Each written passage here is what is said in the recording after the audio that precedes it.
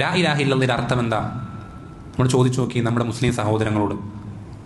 ഓരോ ആളുകളും ഓരോ അർത്ഥമാണ് പറയാം. ശ്രദ്ധിക്കണം. ദീനിൻ്റെ അടിസ്ഥാനം, ഒന്നാമത്തെ കാര്യം, ഒരാൾ ഇസ്ലാമിലേക്ക് പ്രവേശിക്കുമ്പോൾ ആദ്യം പറയുന്ന കാര്യമാണ് എന്ത്? അഷ്ഹദു അല്ലാ ഇലാഹ ഇല്ലല്ലാഹ്. ആ വാക്കിൻ്റെ അർത്ഥം മുസ്ലിം സഹോദരങ്ങൾ ചോദിച്ചു നോക്കിയേ. പല ആളുകളും പല അർത്ഥങ്ങളാണ് പറയാം. നമ്മുടെ നാട്ടിലെ സമസ്തയുടെ മദ്രസകൾക്കും മറ്റുമൊക്കെ അവരുടെ പുസ്തകങ്ങൾ സിലബസ് ആയിട്ട് പഠിപ്പിക്കപ്പെടുന്നത് എന്താ? ലാ ഖാലിഖ വലാ റാസിഖ ഫിൽ വുജൂദി ഇല്ലല്ലാഹ്, അല്ലെങ്കിൽ ലാ ഖാദിറ അലൽ ഇഖ്തിറാഇ ഫിൽ വുജൂദി ഇല്ലല്ലാഹ്. സ്രഷ്ടാവും അതുപോലെ തന്നെ റിസ്ക് ഉപജീവനം നൽകുന്നവനുമായി ഈ പ്രപഞ്ചത്തിൽ അള്ളാഹു അല്ലാതെ മറ്റാരുമില്ല. ഇത് ലാ ഇലാഹ ഇല്ലല്ലയുടെ അർത്ഥമാണോ? അള്ളാഹു അല്ലാതെ സൃഷ്ടിക്കുന്നവനെ വേറെ ആരുമില്ല, ശരി തന്നെയാണ്. അള്ളാഹു അല്ലാതെ റിസ്ക് നൽകുന്നവനായി വേറെ ആരുമില്ല, ശരി തന്നെയാണ്. പക്ഷെ ലാ ഇലാഹ ഇല്ലല്ലയുടെ അർത്ഥം അതാണോ?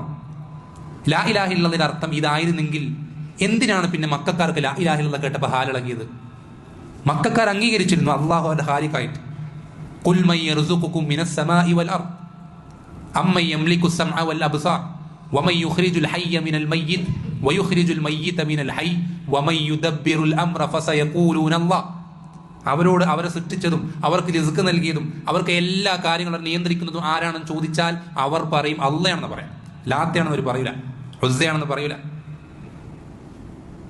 അള്ളാഹുവിനെ ഖാലിഖായിട്ട് അംഗീകരിച്ചിട്ടും ലാ ഇലാഹ ഇല്ലല്ലാഹ് അവർക്ക് തൃപ്തികരമാകാതിരുന്ന എന്തുകൊണ്ടാണ്? ലാ ഇലാഹ ഇല്ലല്ലയുടെ അർത്ഥം അതല്ലാത്തതുകൊണ്ട് തന്നെ. മക്കക്കാർ ലാ ഇലാഹ ഇല്ലല്ലാഹ് കേട്ടപ്പോൾ പ്രതികരിച്ചത് എങ്ങനെയാണ്? അള്ളാഹ് ഖുർആൻ എടുത്തു കൊടുക്കുന്നുണ്ട്, അത് മാത്രം നമ്മൾ പരിശോധിച്ചാൽ മതി. എന്താണ് ലാ ഇലാഹ ഇല്ലല്ലയുടെ അർത്ഥം മനസ്സിലാക്കാൻ പറ്റും. എങ്ങനെ പ്രതികരിച്ചത്?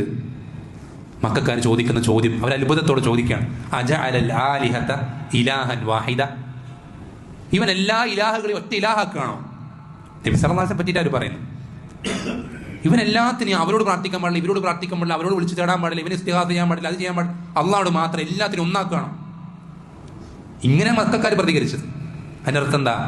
ലാ ഇലാഹ ഇല്ലല്ലാഹ് കൊണ്ട് അർത്ഥമാക്കുന്നത് ഇബാദത്തുകൾ നൽകപ്പെടാൻ അർഹനായി അള്ളാഹു അല്ലാതെ മറ്റാരുമില്ലെന്ന. മറ്റാർക്കും അതിന് അർഹതയില്ല. റസൂലിനില്ല, നബിക്കില്ല, മലക്കിനില്ല, വലിയനില്ല, ആർക്കുമില്ല. ഇബാദത്തുകൾ നൽകപ്പെടാനുള്ള അർഹത അള്ളാഹു സുബ്ഹാനഹു വ തആലയ്ക്ക് മാത്രം.